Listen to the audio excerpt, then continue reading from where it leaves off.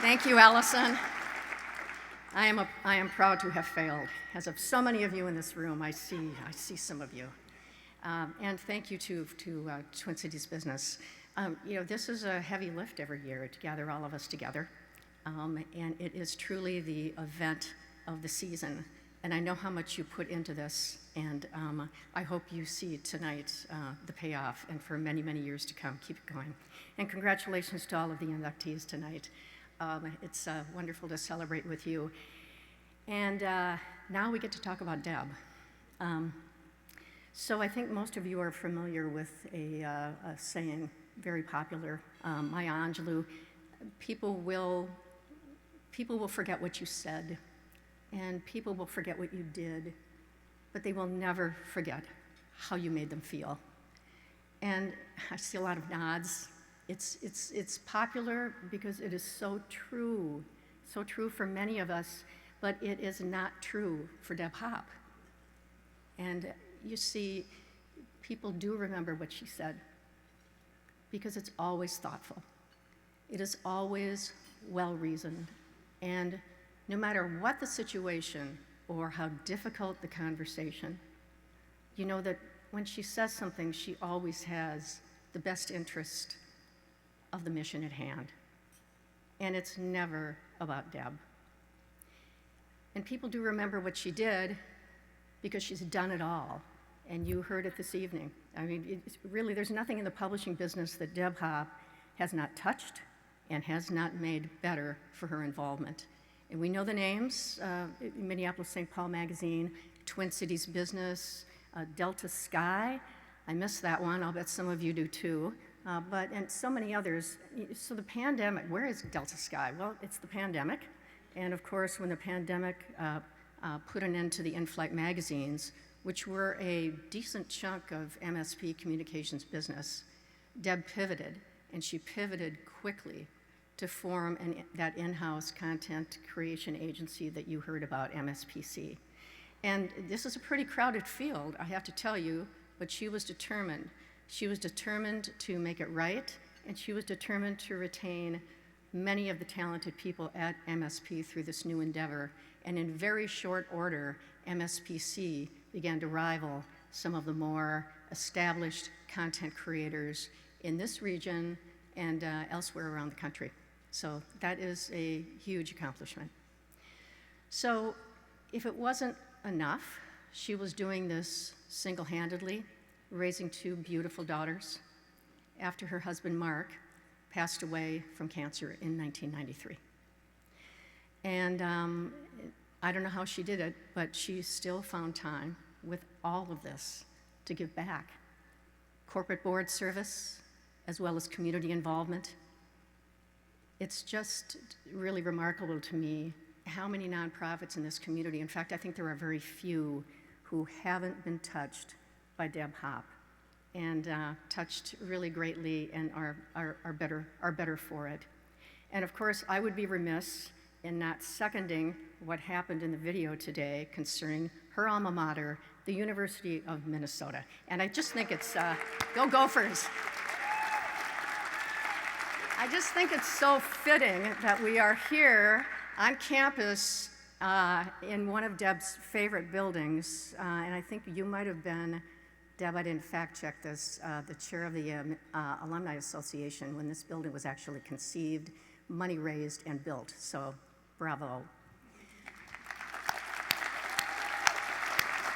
And of course, people will remember, and people do remember how she made them feel. In one word, great, no matter what the circumstance is, because when you have a conversation with Deb, you leave the room knowing that she's got your back, personally as well as professionally. And it's never, ever about Deb. So there you have it, Deb Hopp, people champion, community champion, and one of the finest and most authentic business leaders I have ever met. Allison said it best, there are many friends of Deb in this room, and I am so proud and grateful to be among them and to call her to the stage. Congratulations, Deb.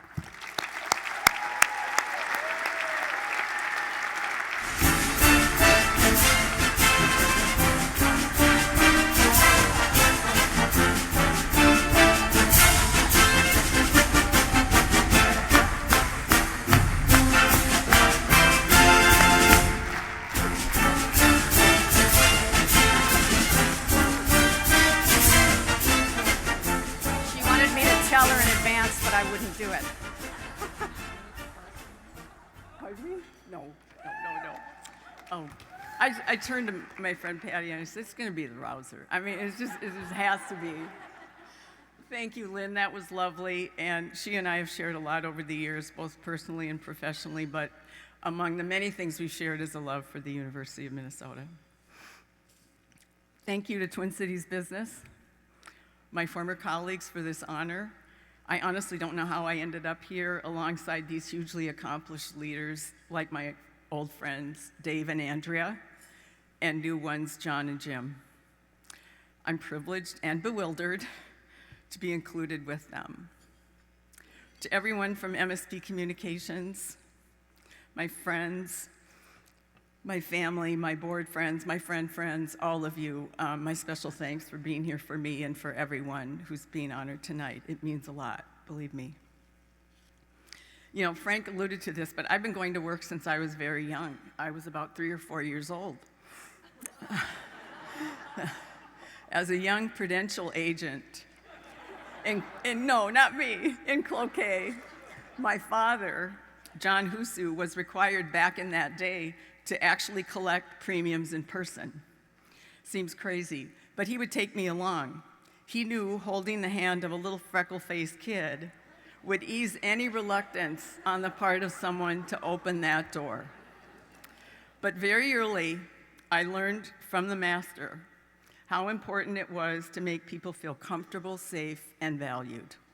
His affable approach to clients and those he managed never wavered as he grew in responsibility and tenure. My mother was a salesperson of another sort, the selling ice to Eskimos sort.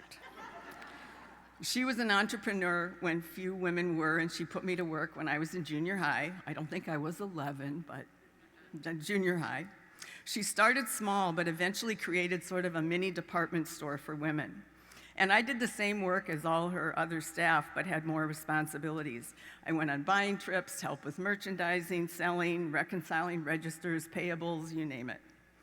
I even styled wigs for some of the customers who preferred my freeform style of backcombing. In Joyce's store, the customer was always right, but Joyce always knew what was best for them, and they usually bought it.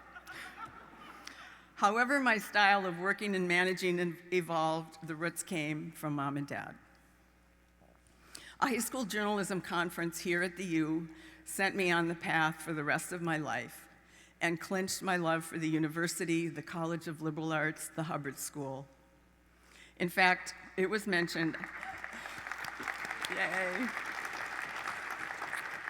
I was fortunate enough to be president of the Alumni Association when we opened this building, and I visited dozens and dozens of times every year, very, very happily. Here, I also met my husband, Mark Hopp, a nonstop, never say never serial entrepreneur who loved publishing and doing deals. I never intended to work for him, but I ultimately did for 15 years. He pushed me, promoted me into roles I felt were beyond my experience to perform. He trusted and believed in me and my abilities far more than I ever did. He taught me so much, but especially to trust myself and my abilities. His death from cancer threw me, our daughters who were then 2 and 5, and my career into a little bit of a spin.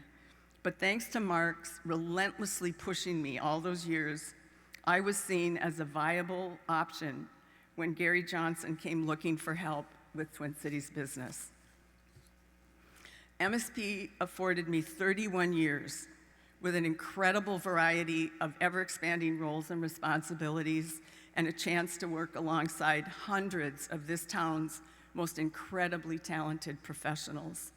I learned from all of them, all of you, a lot. Significantly, MSP afforded and even encouraged the community work that had become so important to me. A good friend practically forced me to take my first board position when I was in my early 30s, and a whole world opened up to me. Over the years, those experiences exposed me to some of this community's most amazing people and leaders, C-suiters, great thinkers, philanthropists, innovators, visionaries, people I would otherwise never come to know. let alone call friends. Everyone should find an organization they believe in and get involved. It's like an MBA without textbooks. Not only does it fill your own heart and do good for your community, but you also get to see how other organizations work. Serving on the board of an organization you don't control teaches you how others resolve conflicts, solve problems, and realize big ideas. And you develop networks of endless resources, people you can call for help that's much better than the best Google search you could ever have. It's easy to forget that women in executive and leadership positions were not always there in the force we are now. And while we still have a long way to go to reach full saturation, we have come a long way. I hope I have done my part to help with this. I am delighted to see so many young women who have grown into confident leaders as they rise in the ranks, indeed as my own daughters have. In 2010, I married another crazy entrepreneur who never stopped or let anyone stop him. Kit Dahl was enthusiastically proud of me and made sure I celebrated the good things that happened along my path. I really wish he could be here for this because he would have loved this more than anyone in the room, I promise you. Given all my years in the field, though, I have to say that the challenges that media, publishing, and marketing face today are daunting, a bit unsettling. I wish I could change that too.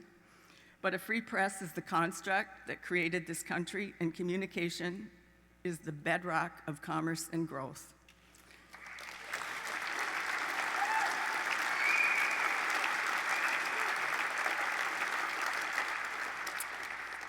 So this too shall pass, and today's practitioners are better equipped than ever before to make it so.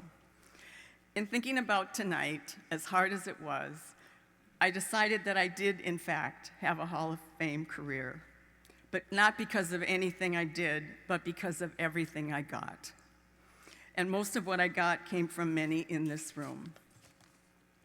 If we ever work together or on a board, this honor tonight is actually yours. If you are my friend, either in or outside of work, this honor is yours. To Mom, Dad, Mark, and Kit, this honor is theirs. And to my whole supportive family, this honor is yours too, but especially to the two people I am most proud of, Leslie Hopp and Devin Hopp. This honor is for them. Thank you.